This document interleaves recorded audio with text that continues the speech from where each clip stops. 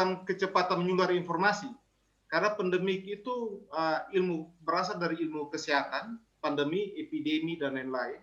Sehingga informasi yang terkait pada mewabahnya sebuah penyakit, pandemi. Iya betul. Nah, betul jadi betul. dia tidak, karena ada penyakit yang hanya dalam satu wilayah namanya epidemi atau itu. Epidemi. Kalau pandemi secara epidemi. Jadi informasi yang pandemi mengglobal. Ya, mengglobal. Pada saat sebuah penyakit mengglobal, nah itu yang namanya infodemi. Gitu. Itu jadi memang betul kita diskusi bahwa mengapa dia sulit dikontrol. Karena memang sumber kebenaran pun diragukan akurasi dari kebenaran tersebut. Misalnya kita katakan sains yang menyatakan apa asal mula COVID. Dia bisa terhindar dari kalau kita melakukan apa. Itu terakhir sifatnya hanya asumsi dan hipotesis. Bukan sebuah tesis atau sintesis gitu. Dia hanya asumsi. Mau berpegang pada sains pun kita akurat ya siapa yang menyatakan itu? WHO. Gitu. Tapi apakah memang itu jawaban yang saintis? Sebuah jawaban ilmiah yang bisa menyelesaikan masalah ini? Tidak juga. Kalau akurasi hanya berdasarkan sumber, ya kita bisa gunakan itu. Tapi kalau akurasi terkait dengan ketepatan jawaban itu terhadap berbagai persoalan, kita masih ragukan akurasi itu.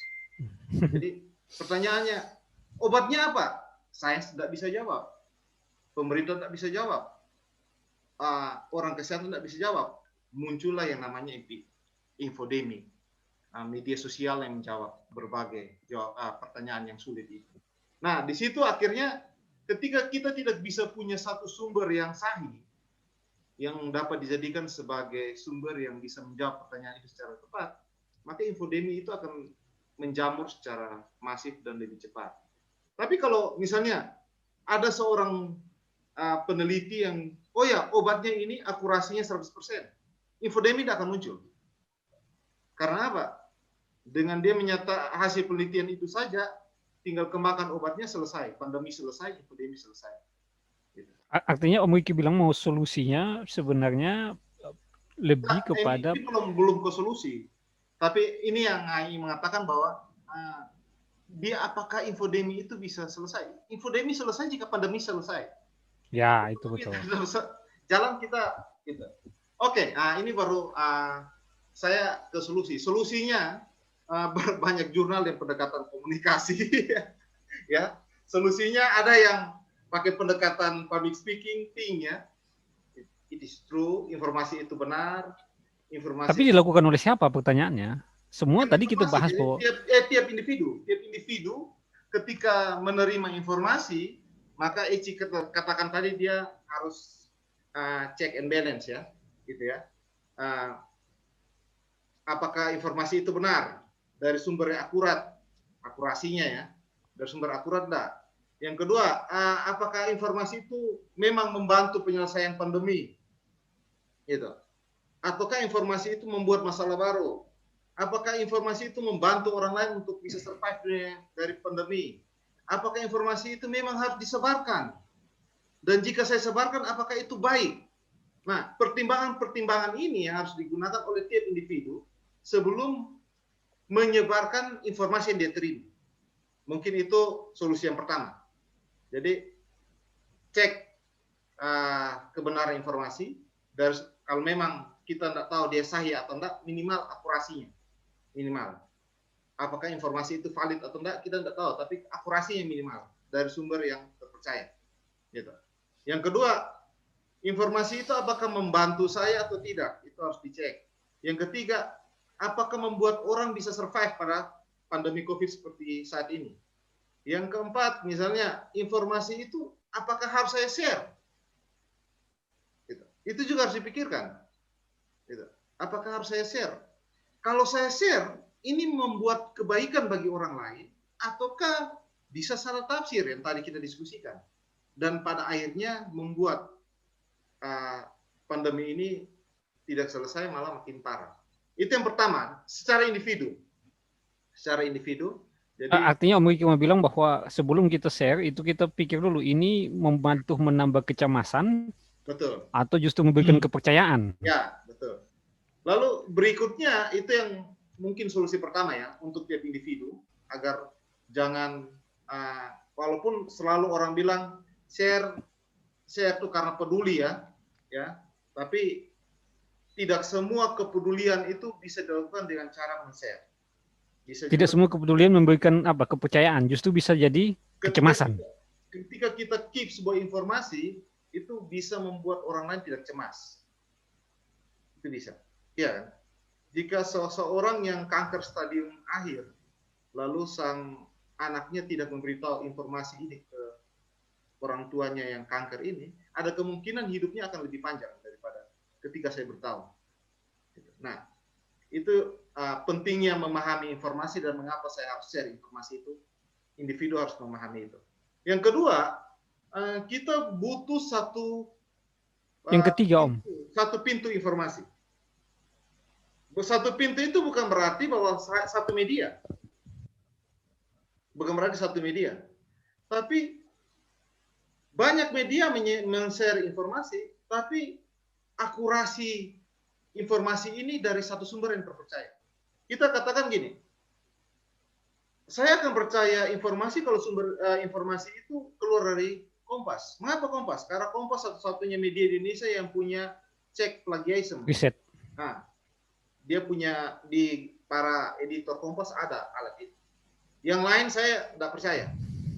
Nah, ini artinya Kompas menyediakan pintu informasi yang akurat. Nah, kita butuh ini. Nah, terkait dengan pandemi COVID, mungkin pemerintah yang harus menjamin sebagai akurasi informasi. Saya tidak katakan bahwa informasi itu valid menyelesaikan pandemi, tidak. Tapi minimal ketika pemerintah mengeluarkan satu informasi, pemerintah bisa menjamin akurasi dari informasi tersebut. Jadi sehingga infodemik yang di luar sana tidak mempengaruhi masyarakat menjadi stres dan keliru memahami informasi. Jadi yang pertama secara individu, yang kedua kita butuh satu pintu yang akurat. Mungkin pemerintah bisa mengambil alih itu. Dua minggu lalu, Menko Info sudah di berita-berita dia mengatakan bahwa dia sudah bertemu dengan BIN, Polri, Kemendagri dan lain-lain untuk menyediakan satu pintu informasi. Gitu. Bahkan dia sudah bertemu dengan para pemret dan eksekutif redaksi untuk memberitahu bahwa pemerintah siap memberikan informasi akurat. Gitu. Mungkin ini salah satu cara. Gitu. Itu yang kedua. Yang ketiga, untuk mengatasi supaya infodemik tidak berlebihan, saya pikir kita harus percaya dengan pekerjaan saintifik. Ya kan? Tapi percaya itu bukan berarti terburu-buru. Percaya itu ya kita menunggu sambil terus berpengharapan. Ya, bahasa teologisnya muncul ya. Karena apa? Di tengah-tengah infodemik banyak sekali sumber informasi. Yang saya bisa pegang adalah informasi yang sahih, yang valid. Nah, itu hanya yang bisa diuji secara ilmiah.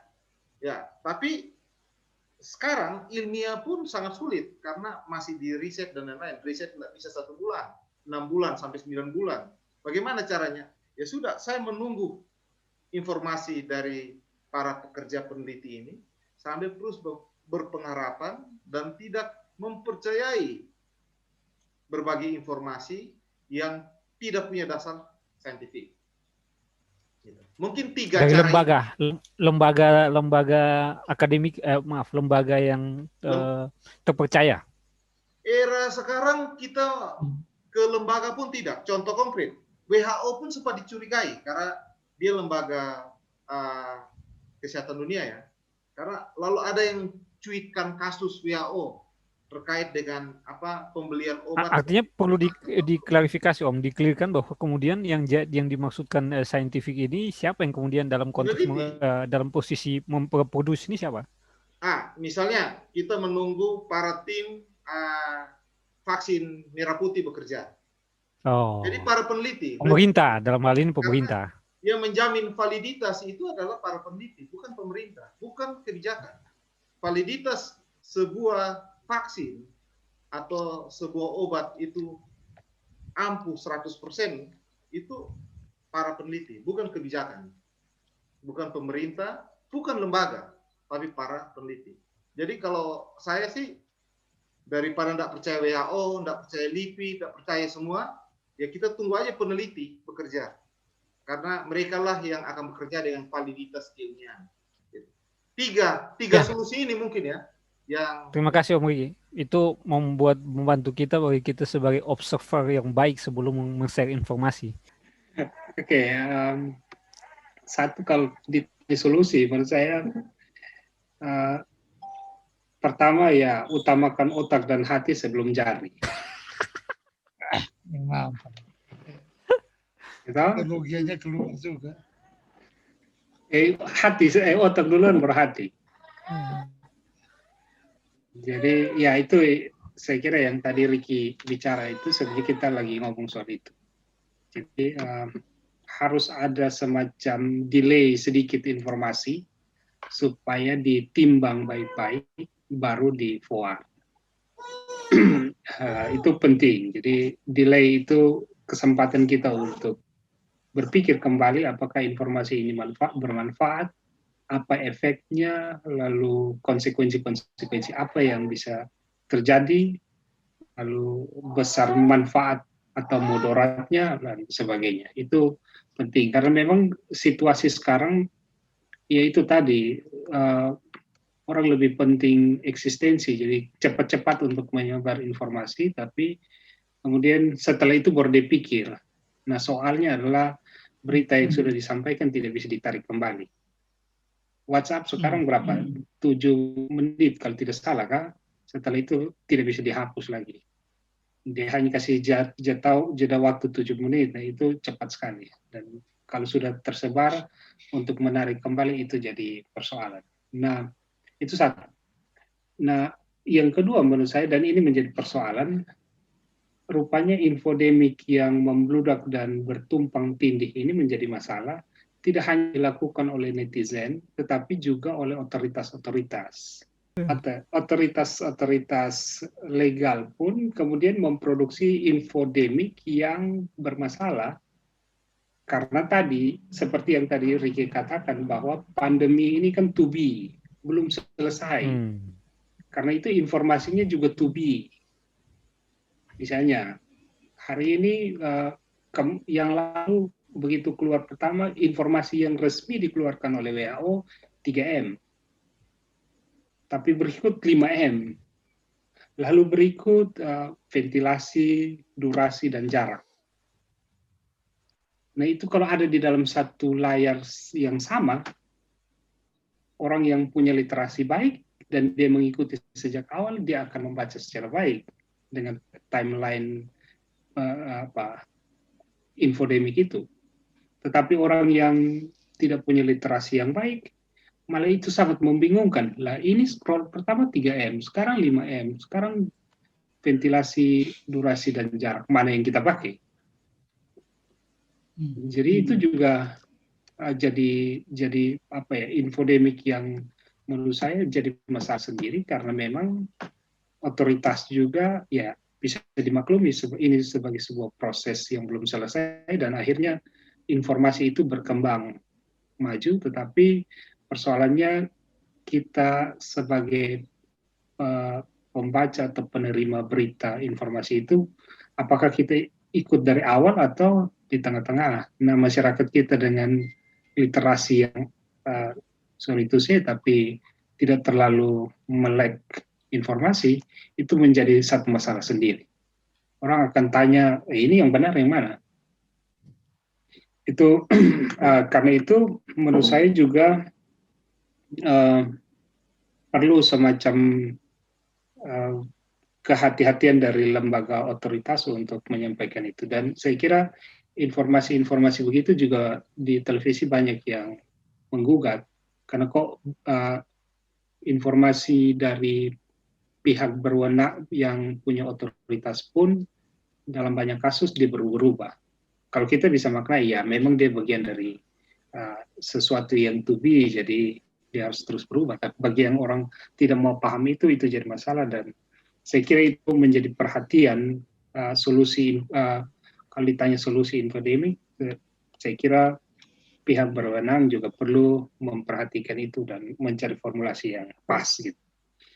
Lalu yang ketiga, saya kira memang sudah harus dipikir, ya itu terlalu jauh, tapi saya kira juga dalam diskusi kita itu diwacanakan, platform media-media sosial itu harusnya dia dilengkapi juga dengan tools deteksi hoax itu harusnya begitu. Jadi orang tidak lagi berpindah. Itu kalau dia ada replay dan forward, ya dia harus tambah satu lagi hoax. Jadi ada berita langsung diklik di situ, otomatis keluar dan orang tidak akan lagi mau lanjutkan. Kalau itu dimungkinkan, tapi ya kita mesti lobby dengan Zuckerberg, saya kira juga agak jauh juga. Tapi mudah-mudahan beliau nonton ini, kita punya diskusi. Cukup itu saja dulu. Ya, terima kasih Meji. Silakan, Bos. Jadi sebenarnya yang dua sampaikan sudah bagus, tinggal tambah Chris lagi kan lebih bagus lagi. Tapi ya yang pertama tentu literasi medsos. Ini kan kerja berat ini seharusnya. Kalau yang tadi kalian usul itu ya realnya adalah lakukan literasi medsos, dan itu ya karena masalahnya kan semua memproduksi informasi. Tidak pandang usia, jenis kelamin, kejiwaan sehat atau tidak, kan orang memang semua memproduksi informasi. Jadi ya kerja kerasnya adalah pada literasi dengan penegakan undang-undang. Artinya sosialisasi undang-undang itu juga penting, ya kan, undang ITE itu penting. Jadi ada efek kehati-hatian juga orang dalam forward atau copy paste sebuah informasi, ya paling tidak ada itu. Walaupun pekerjaan berat ya, tetapi ya literasi medsos perlu dilakukan. Lalu yang berikut, mau tidak mau sains tetap kita harus pegang. Nah, sains itu tetap kita andalkan. Lalu beberapa waktu lalu Pak Rektor sudah mengusulkan, Rektor UKSW maksudnya, untuk riset pengobatan alternatif misalnya. Jadi itu juga bisa membantu untuk memastikan ya informasi-informasi di masyarakat bahwa dia makan ini, makan itu, ya kalau ditindaklanjuti dengan laboratorium biomolekular untuk lakukan penelitian mungkin akan membantu. Yang saya tahu UKSW sekarang lakukan adalah terhadap air kelapa muda itu lagi diuji cobakan ke pasien COVID. Ya. Jadi ya mungkin bagus kalau dia beredar ke yang lain-lain lagi, ya kan, sehingga kemudian dia mau keluar melalui publikasi saintifik atau mereka yang memiliki otoritas saintifik untuk mengatakannya. Lalu yang berikut, betul bahwa otoritas ini meragukan WHO misalnya, tetapi kita tidak punya pilihan. Bagaimanapun juga kita harus pegang informasi dari otoritas. Jadi misalnya WHO, lalu di sini tim penanganan COVID ya.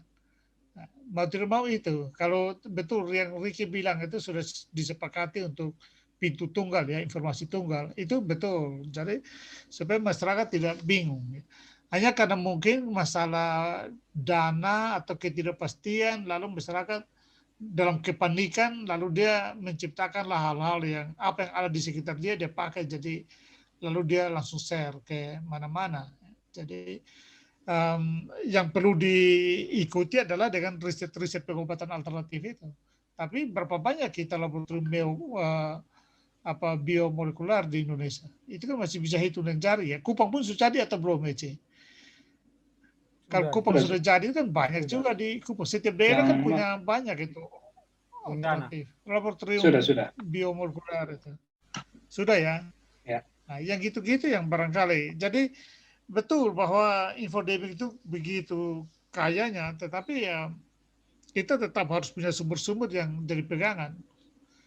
Yaitu yang punya otoritas dan tetap riset atau sains lah. Kalau tidak percaya sains, apalagi kita tidak mungkin percaya Ustadz kan, atau pendeta siapa yang di Jawa Barat dan kemudian meninggal itu gara-gara dibilang ini virus tidak akan kena Tuhan apakah artinya suami istri lewat kan. Nah, jadi ya tetap kita menurut beta satu literasi medsos, yang kedua sains tetap kita harus pegang rujukan kita tetap ke situ, lalu kembangkan riset-riset pengobatan alternatif, dan yang berikut otoritas COVID kita harus dengar. Jadi ini infodemik berkaitan dengan COVID ya. Itu saja Chris, beta pikir 3 itu saya. Beta. Terima kasih, Bos. Ya, mungkin saya pikir itu tidak perlu saya sampaikan lagi, jadi semua kita sudah bahas. Memang harus diakui kalau kita bahas ini secara detail dan baik, ini jadi cukup banyak begitu. Bahkan menurut saya 4-5 jam sampai kita ini tidak bisa merepresentasi keinginan kita masing-masing.